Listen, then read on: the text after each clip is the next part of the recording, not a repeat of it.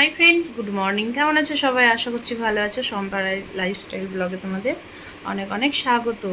তো এই যে দিদুন উঠে গিয়েছে, আমি ভিডিও এডিট করছিলাম, কিছুতেই আমাকে এডিট করতে দেয় না, কারণ ওর পাশে আমি শুয়ে শুয়ে এডিট করছিলাম। আর চুলগুলোকে ধরে এমনভাবে আমার টানাটানি করছে না, কি বলবো জানো। চুল ধরে টানলে লাগে কত বলো তো। ওর শুধু নেশা হচ্ছে চুল ধরে টানা আর গাল ধরে টানা। এখন দিদুনকে ভাবছি বসিয়ে দিই, টিভিটা চালিয়ে দিই, দিয়ে আমি ঝাড়টার দিই। 8:30 বাজে, বাসন ধোবো, রান্না আবার করতে আছে। তো আজকে হচ্ছে রবিবার, আজকে হচ্ছে রথযাত্রা। তো আজকে তো দিদুনের মুখে ভাত হওয়ার কথা ছিল, কিন্তু সেটা তার হলো না। তো এখন হচ্ছে ভাবছি যে কি, আজকে একটা শুভ দিন আছে মুখে ভাতে, আর কোনো দিন নেই। তো আজকে একটু পায়েস করে ওর দাদুকে দিয়ে একটু মুখে পায়েসটা দিয়ে নেব। তারপরে একটা ভালো দিন দেখে আমরা আগে প্যান্ডেল ঠিক করি। দাদা যেতে পারিনি, সময় পাই না, বৃষ্টিও হচ্ছে, বৃষ্টির জন্য যেতেও পারিনি। তো দাদা মানে আজকে হাট থেকে আসবে, এসে রাত্রে হয়তো ডেকোরেটরের ওখানে যাবে, কথা টথা বলবে। তো ভালো হলো জানো তো, আজকেও বৃষ্টি হওয়ার কথা আছে। জ্যোতি তো বললো যে মা সন্ধ্যের দিকে আবার বৃষ্টি হওয়ার কথা আছে। এখন কি জানি, ভাবছি ওটাই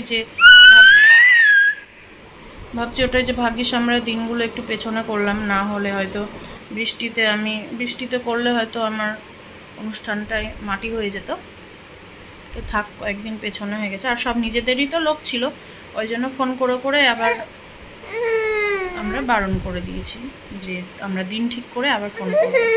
তাকে প্যান্ডেল ঠিক করে আসুক। ওই শুক্রবার খুব একটা ভালো দিন আছে, মানে কোনো অমাবস্যা, তারপরে একাদশী দ্বাদশী এগুলো নেই ওই শুক্রবার। তো আমরা ভেবে রেখেছি যে শুক্রবার, ঠিক আছে। রবিবার আবার বিয়ের ডেট আছে। মারবো এমন করে না, একদম ঠিক করে দেবো, শোনা আসো। তো রবিবার বিয়ে আছে, আমার ননদরাও সব বিয়ে, কার বিয়ে আছে। তো ওই জন্য ভাবলাম যে শুক্রবারই দিনটা করি, যাতে সবাই আসতে পারে, তাই না? আমি তো এই অনুষ্ঠানটা বারবার দেখেছ, এই অনুষ্ঠানটা তো আমি বারবার করতে পারবো না। ওর হাতে এখন একটা কিছু দিতে হবে, ঠিক আছে, যেটা এখন মুখের মধ্যে আবার চুল মুখে নিয়ে নিচ্ছে, দেখছো? দেখো, এগুলো ভালো। আমি চুলটাকে এত আটকে লেয়ার কেটেছি, তো চুলগুলো বেরিয়ে চলে আসো, যতই ভালো করে আটকায় না। পরে কথা বলতে দেবে না। এখন এই যে বসিয়ে দিয়েছি, এখন চারিদিকে বালিশ দিয়ে নেবো যে তুই টিভি দেখ, না হলে শান্তি দিবে না। অনেক কাজ আছে আমার।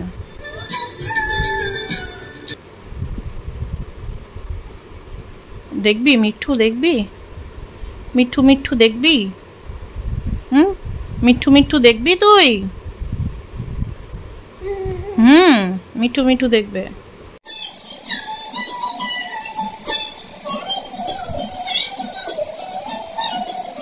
দিদুনকে এখন টিভিটা দিয়ে আমি এইদিকে আসলাম, পরিষ্কার করব। এই জায়গাটা একটু পরিষ্কার করি, তো 2-3 দিন থেকে পরিষ্কার করা হয়নি। জুথিকে বলি যে জুথি একটু পরিষ্কার কর, জুথিও সময় পায় না। আর এই জায়গাগুলোতে দেখো কত জিনিস এনে ঢোকানো হয়েছে, তো সবই দরকারি। যেটাই ভাবি যে ফেলে দেবো, তো ভাবি না, লাগবে, এটা তো লাগবে, এটা লাগবে, এইরকম। তো এই করে জিনিস না ভরে যায় জানো। যতই জিনিস ঘরে ফার্নিচার যতই থাকুক, ততই কিন্তু দেখবে লেগে যায়।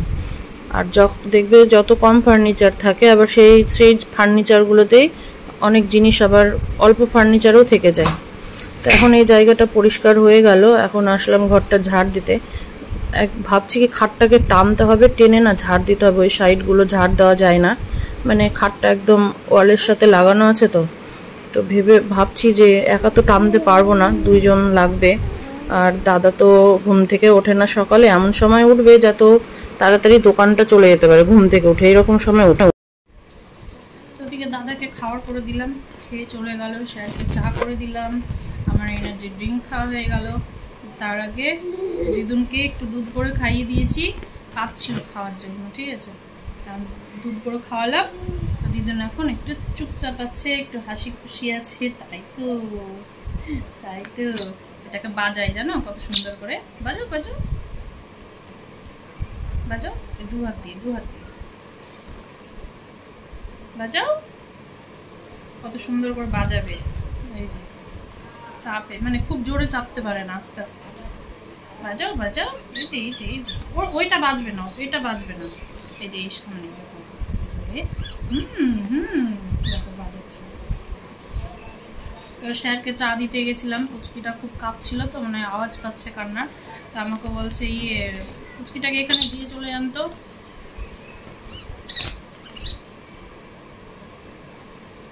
ফেলে দিচ্ছ?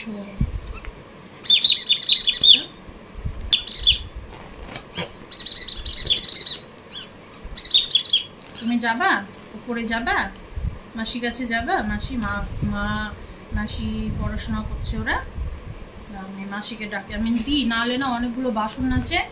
আর হচ্ছে দাদা বাইরে কাজে টাজে যায় তো, আর এই বৃষ্টি ওই একটু করে সব জামাগুলো ভিজিয়ে নিয়ে এসছে। এখন ওগুলো যদি কেচে না দিই তাহলে কিন্তু গন্ধ হয়ে যাবে।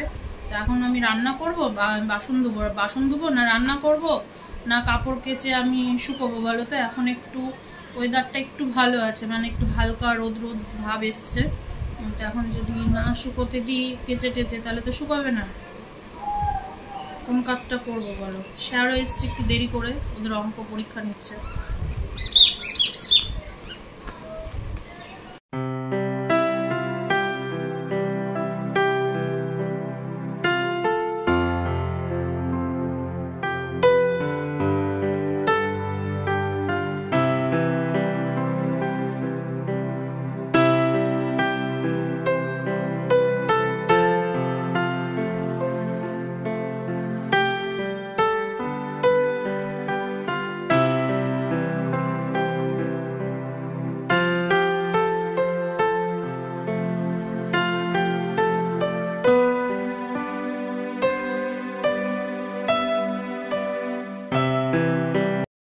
তো ওইদিকে ভাত হয়ে গিয়েছে, ডাল সেদ্ধ হয়ে গেছে, এইদিকে এখন কড়াইটা বসিয়ে দিয়েছি। তেলটা একটু বেশিই দিলাম, আলু ভাজবো, আবার একটু পটল ভাজবো। তো পটলটা ভাজবো হচ্ছে, পটলটা কয়েকদিন ধরে আছে, না ভাজলে কিন্তু পটলটা আবার নষ্ট হয়ে যাবে। তো এদিকে আলুটাকে দিয়ে লবণ হলুদ দিয়ে এখন একটু ভাজবার, না এই আলুগুলো মিষ্টি তো, একটু কাঁচা লঙ্কা শুকনো লঙ্কা একটু বেশি করে দিলাম, ঝাল ঝাল করে, কারণ হচ্ছে ভালো লাগে খেতে, একটু ঝাল ঝাল আলু ভাজা হলে না ভালোই লাগে। আর আলু মিষ্টি ভাবটা অনেকটা কেটে যায়। তো আলু ভাজা হয়ে গিয়েছে, এখন দিয়ে নিলাম পটল। তো পটলটাকে আজকে আমি এইভাবেই কেটেছি, আজকে আর ওই লম্বা লম্বা করে কাটিনি। এইভাবেও কিন্তু ভালো লাগে আমাকে পটল ভাজা খেতে। আর হচ্ছে না, একটা আম রেখেছি জানো তো, কাঁচা আম, ওই যে আমি আচার করেছিলাম, তোমাদেরকে দেখানোই হয়নি, তখন আমি ভিডিও করছিলাম না, মানে শরীরটা খারাপ ছিল। আমের আচার করে মানে মশলা টশলা মাখিয়ে তেল দিয়ে বয়ামে ভরেছি, আর সেই থেকেই বৃষ্টি শুরু হয়েছে। তারপর আর আচারের বয়ামে রোদই পাইনি, তো আজকে একটু রোদ উঠেছে, তো জুথি আবার আচারের বয়ামটা রোদ্রে দিয়ে আসলো। এইদিকে পটল ভাজাটাও হয়ে গিয়েছে, তো এখন দিব ডালটা সোমবার দিব, তারপরে হচ্ছে আমের চাটনিটা লাস্টে করব। আমের চাটনি আমি যেহেতু পরে ভয়েস দিচ্ছি, আমের চাটনি তোমাদের সাথে শেয়ার করাই হয়নি। একটাই আম ছিল, মানে আমি রেখেছিলাম, ওই কাঁচা আমের মধ্যে থেকে জুথি বলছিল মা খাবো আমের চাটনি খাবো। আজকে আমের চাটনি আমি করেছি জানো, এই বছরের প্রথম হবে আমার আমের চাটনি করা। চাটনিটা খেতে ইচ্ছে করে না, যে চিনি দিতে হয় অতিরিক্ত, আর চিনিটা যেটা আমার শরীরে খুব ক্ষতি করে, আর দাদাও খেতে চায় না। আর দাদা বলে কি টক টক করে, মানে চিনি একদম পরিমাণ অল্প, তো সেই জন্য না আমি চাটনি খাই না। ওই যে দেখো আমটা কেটে রেখেছি, আর আমার তো স্নান টান সব হয়ে গিয়েছে। আর এটা হচ্ছে এখন দিদুনের জন্য দাদার উপর বাটি চামচ বের করে দিল, যেটাতে দিদুনকে পায়েস দেওয়া হবে। আমার এদিকে স্নান টান সব কমপ্লিট, বাসন ধুয়ে ওভেন টোভেন পরিষ্কার করে একদম কমপ্লিট স্নান টান করে। তো এখন আমি হচ্ছে ওই যে দিদুনের জন্য একটু পায়েস করেছিলাম, তো সেই পায়েসটা উপর বাটিতে দেব দিদুনকে, দাদু খাইয়ে দিবে, ঠিক আছে? দাদু বের করে দিল বাটিটা। অনুষ্ঠানের দিনই তো দেওয়া হতো একবারে, কিন্তু আজকে যেহেতু একটু পায়েস মুখে দেবো, আজকে এই জন্য বের করে নিলাম, ঠিক আছে? এই হচ্ছে দিদুনের জন্য পায়েস করেছি, একদম অল্প করেই করেছি, ঠিক আছে? বেশি করিনি।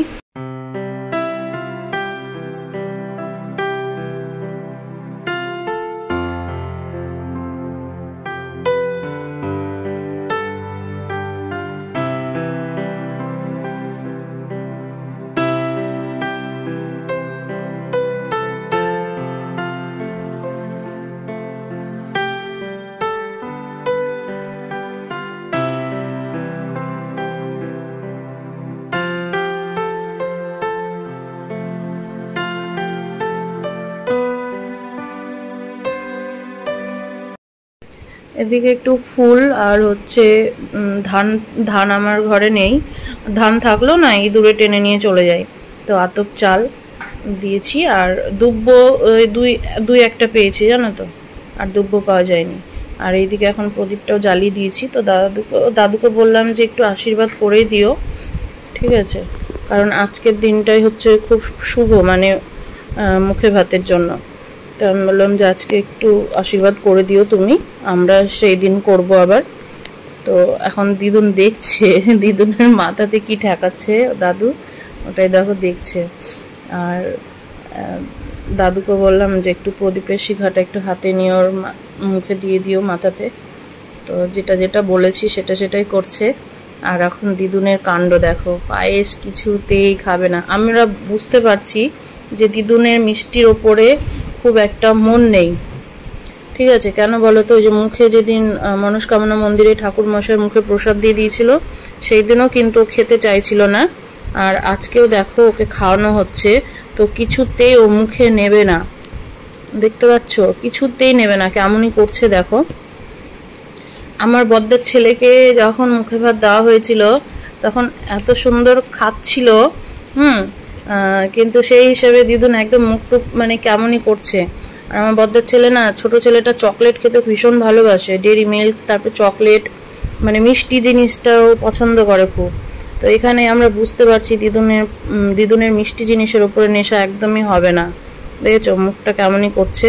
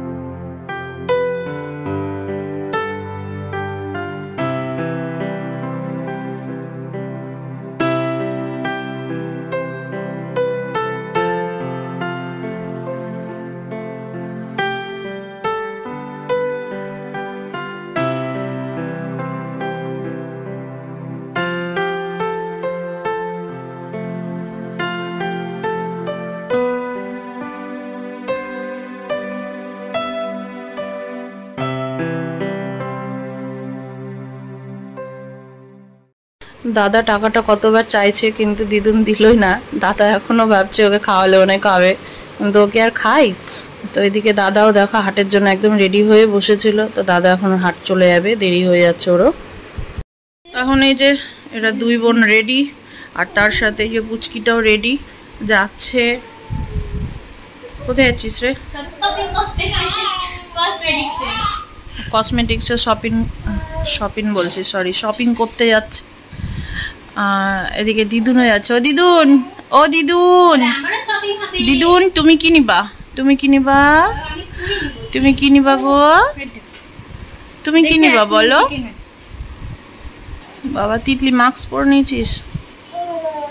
তো আজকে আমিও তো খুব ঘুমিয়ে নিয়েছি, ঠিক আছে। আমাকেও যেতে বলছিল, তাই আমি যাবো না, আমার শরীরটা ভালো লাগছে না, সত্যি শরীরটা না ভালো লাগছে না। তা আমি বললাম তোরা যা, আর পারলে আমার জন্য একটু ফুচকা নিয়ে আসিস, অনেকদিন খাইনি। ওই ওই না দেখে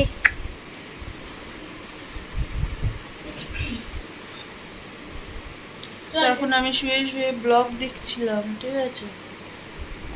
আর পেছনে দেখো জানলার পর্দাগুলো ধুয়ে দেওয়া হয়েছে, ওই জন্য ঘরটা আজকে কেমন কেমন লাগছে না। লাইটটা জ্বললে ঘরে কি করব না করব বাইরে থেকে সবাই দেখতে পাবে, কিন্তু আমরা বাইরে দেখতে পাবো না রাত্রে বেলা। দিনের বেলায় দেখা সুবিধা।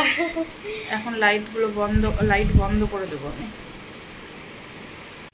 আমাদের সবার খাওয়া দাওয়া কমপ্লিট হয়ে গিয়েছে। আর কি হয়েছে কিছু বলবে তুমি? এখন দিদুন উঠে একাই বসে যাচ্ছে, মানে শুয়ে থাকছে কিনা একাই উঠে বসে যাচ্ছে। তো যাই হোক, দিদুন ঘুমাচ্ছিল, তো হট করে আবার উঠে পড়লো, আবার ওর মা ঘুম দিবে। তো সবার খাওয়া দাওয়া কমপ্লিট হয়ে গেছে, এখন বাজে রাত্রি 11টা। তো ঘুমাবার আগে ভিডিওটা শেষ করব, তার আগে কিছু কথা বলি। আচ্ছা, যে জিনিস মনে করো খাই না, সেটাকেও কি জোর করে খেতে হয়? তো যাই হোক, এটা নিয়ে একটু দাদার সাথে একটু ঝামেলা লেগে গেছিলো। কাকার বাড়ি থেকে ডাল দিয়েছিল, ছোলার ডাল, আলু ভাজা দিয়েছিল, ছোলার ডাল দিয়েছিল। তো ছোলার ডালটা যেমন পাতলা হয় না, পাতলা ডাল ওই রকম। তো পাতলা হোক আর ঘন হোক, ছোলার ডাল আমিও খাই না, জুথিও খায় না, আর দাদা তো পছন্দই করে না ছোলার ডাল। আমার ভিডিওতে তোমরা কোনোদিনও দেখতে পাবে না যে আমি ছোলার ডাল রান্না করেছি, ঠিক আছে? মটর, মসুর, কলাই, মুগ, এই 4টা ডালই আমরা খাই, এটাই রান্না করি। তো এবার ছোলার ডালটা যাক দুপুরে তো আমরা কেউ খাইনি, তো ছোলার ডালটা রাখাই ছিল। তো দাদা ওটা আবার রাত্রে এসে দেখেছে, দেখে বলছে হ্যাঁ তোমরা ডালটা কেউ খাওনি। তাই আমি বললাম না খাইনি, ছোলার ডাল আমরা কেউ খাই না। আর আমি তো রাত্রে হচ্ছে তিতলিকে একটু প্রেশারে ভাত করে দিয়েছিলাম, মসুর ডাল দিয়ে, চাল দিয়ে, আলু দিয়ে সেদ্ধ করে দিয়েছিলাম। ওখান থেকে আমি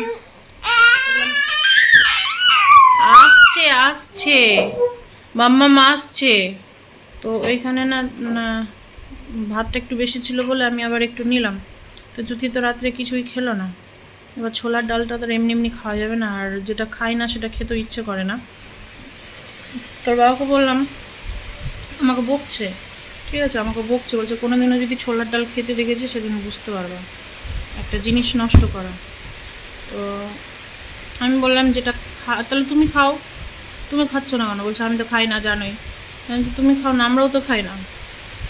হ্যাঁ, কোনো বাড়িতে গেলে হয়তো লুচি টুচির আইটেম করেছে, হয়তো মনে করে ছোলার ডালটা হট করে দিয়ে দেয়, তখন ওই ফেলতে পারি না, না পারতে খায়। আমার ছোলার ডাল বরাবরের জন্য আমি পছন্দ করি না, ঠিক আছে? তো ওটা নিয়ে বকাবকি, বলছি না আমার রাত হলেই অশান্তি বাড়ে, বকাবকি করতে করতে খেয়ে দিয়ে ওই ঘরে গিয়ে ঘুমিয়ে পড়লো। তাই তোমাদের সাথে একটু শেয়ার করলাম, যে জিনিস খাই না সেটাও বলে জোর করে খেতে হবে। তো চলো, সবাই ভালো থেকো, সুস্থ থেকো, সাবধানে থেকো। ব্লগটা আজকে এখানেই শেষ করলাম, সবাই ভালো থেকো, দেখা হবে আবার নেক্সট কোনো ব্লগে। তো আজকের মতো tata, bye bye, good night.